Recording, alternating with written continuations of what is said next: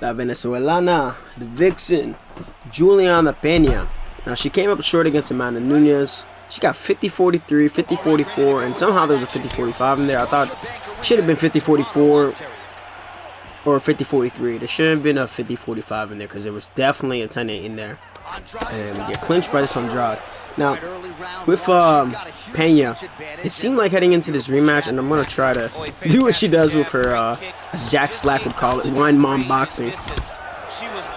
She was throwing a lot of these blitzing 1-2s, and either like circling off with them or blitzing forward straight on. And of course, trying to rely on the dipping jab that she used to beat Amanda in the first fight. But that's predicated on assuming that Amanda was going to fight perfect. Amanda was going to fight exactly the same way she did before, which was uncharacteristic of the Amanda that we knew, right? Good to know. And Amanda, what she did was she switched to southpaw. She started landing a check hook off the southpaw side, so it was a check right hook against the dipping jab, making Pena not feeling comfortable throwing, which as she tried to now force action to happen on Amanda, like trying to make something to force Amanda to brawl, essentially.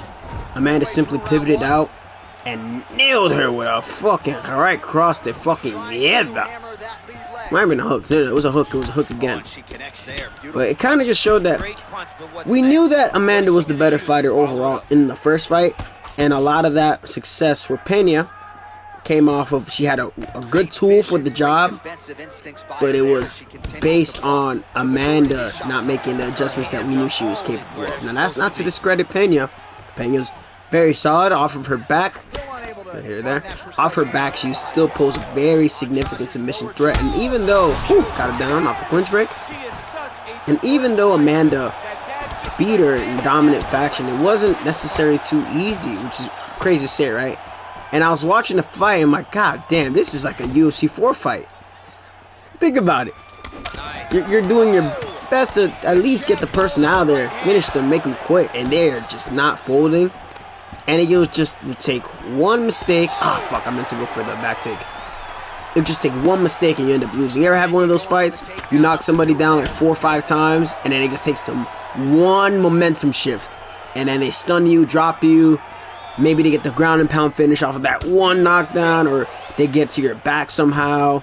They knock you down against the cage and go for a back take. You know, momentum is a real thing, and Pena just didn't get to have her momentum build against Amanda.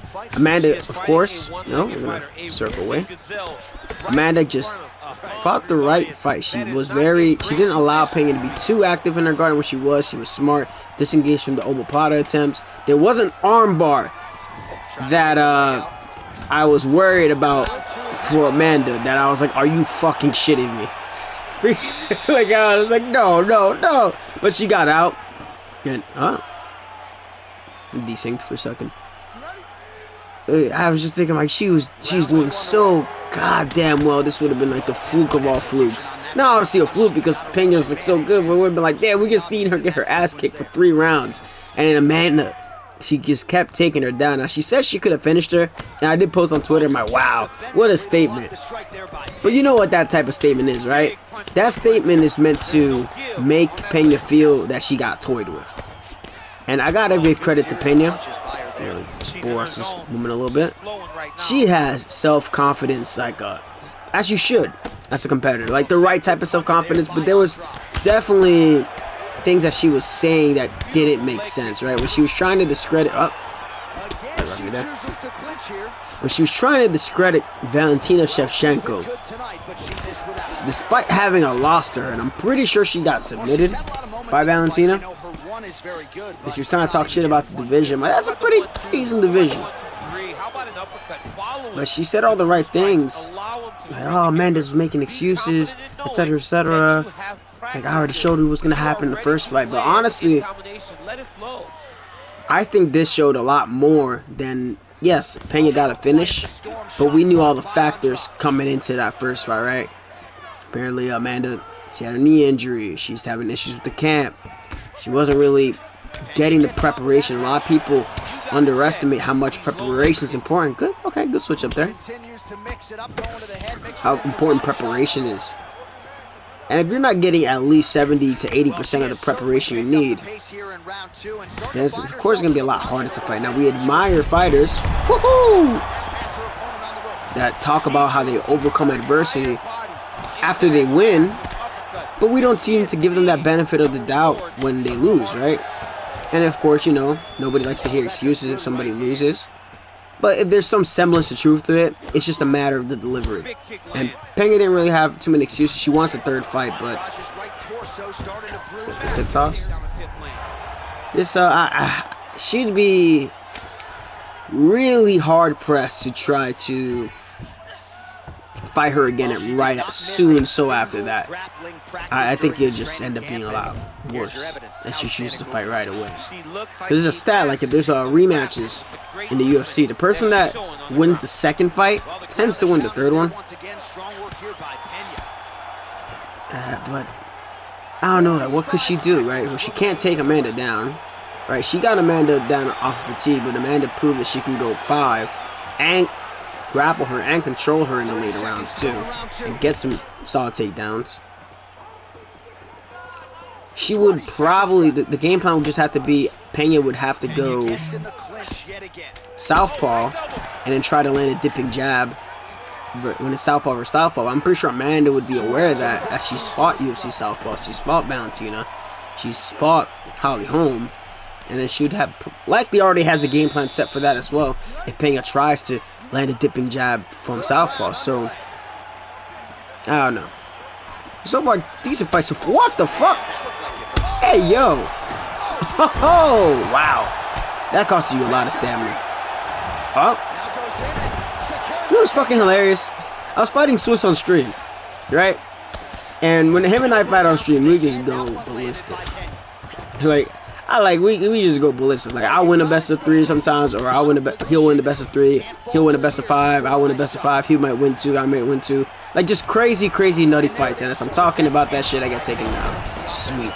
Cool. That's amazing. Alright, we're just gonna get the fuck out of here. It feels like she gave up on getting the takedown. Okay, this is build some GA. No. Right there. Right when she strikes. And we got it.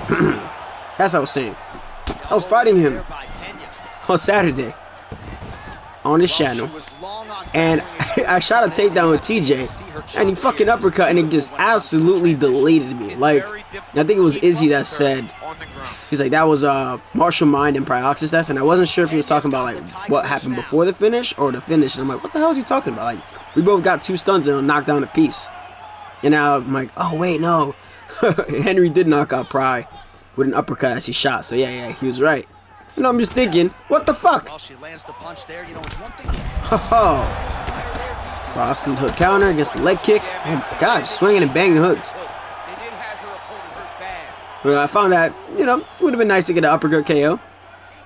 Instead, the game decided, no, screw you. And this person is scared to come forward. Come on. See, alright, let me tell you a little secret. You can play around with what somebody wants to do, right? I'm managing the clock so well right now. This person doesn't have an idea how to be offensive going forward. If they do, it's going to be some little strikes, but they do not feel comfortable. See, every single time I get close, backs up. This person is losing this fight. They have gotten knocked down. And what are they going to do? Like, what are you going to do to land, out damage me this round? Okay, some clinch knees. Okay, a takedown. Okay, ground and pound. Maybe I might eat my words. No. Okay, a minute left. You managed to jump into my guard or whatever. What is this going to do? It's not going to do anything. Nope. Because it's not going to do much. And I talk about that a lot. Like, managing the clock is so important. Well, couldn't deny that. And it just helps you to know what you got to do when you have to press, when you don't have to press. Now, when I'm like sparring and shit with my friends, obviously we're not going that fucking hardcore with it. But you gotta think, like, if it's a 5-round fight, and you need those 4th and 5th rounds, at least one of them is gonna have to be a 10-8 now for this Andrade, because you're down. Probably just take this person down. So, but now I think I've shown enough on the feet. But I don't know. I always find that to be something really, really funny. Like, you'll see guys are like, they need that one counter in order to try to get the win at one point. And I could easily just hang back here, but we got to keep this entertaining. See if you knew. Look, he just... Alright? No, bro. I know what that is, man. I could tell when somebody's scared. Like, he doesn't want to lose. I don't give two shits about losing. Like, if I take this L, I'm going to take this L. But at least go out with some honor. No, no, and no. Hold it there. Tú mismo. We're on pass guard.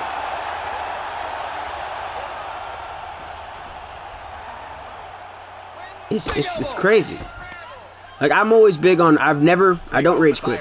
Okay, I never, I don't care how bad a fight is going for me, I do not rage quit. I will never give the other person the satisfaction of me ever quitting. Like, if you're gonna knock me out, you're gonna get, alright, you got it. If you're gonna knock me out, you're gonna get it, cool, but I'm not gonna quit. Never. So get this takedown to the back. Ho ho! Smooth transition. Yeah, this is pretty much right. So I'm gonna go for the rear naked choke because I'm not gonna spend this entire time battering this poor Andrade here.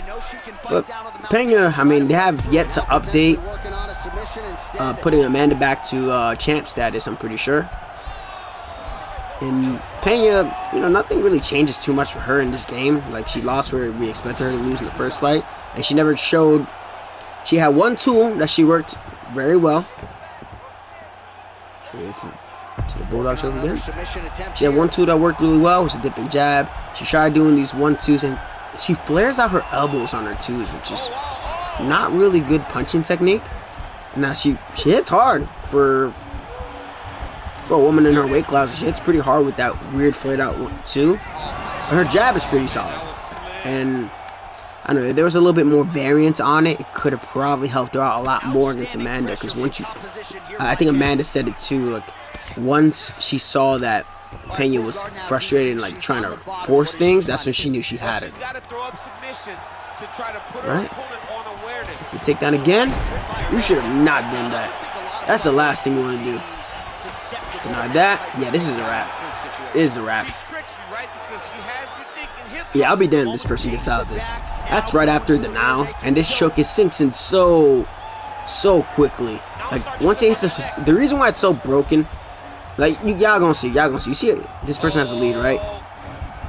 Once you get deep enough, it's almost like, yeah, you're screwed. Yep, you're about to sink in the body triangle or whatever. I guess she doesn't have the body triangle animation. Whatever. Like, at that point, it just slows down. It gets hard for them to get out the choke, and it's a wrap. And just like the first fight against Amanda, we took it out on Andrade, and we get the submission finish. So that's going to be it for Juliana Pena. I'm not going to showcase too hard. I'm supposed to do a showcase for Amanda and Pena, but again, like I mentioned on the Thiago Santos showcase yesterday, and yeah, we saw how that fight went. So yeah, but anywho, hopefully you guys enjoyed this and my thoughts on the fight. Do I think a trilogy fight is necessary? I don't think right away. I think, I don't know, maybe you do the third fight at the end and have Shevchenko fight Talia Santos again and have that fight be a rematch, because I think Talia might not done enough to win that fight, just saying. But that's going to be it. Hopefully you guys enjoyed this fight. I appreciate all of you. Like, share, comment, subscribe. I'm out of here.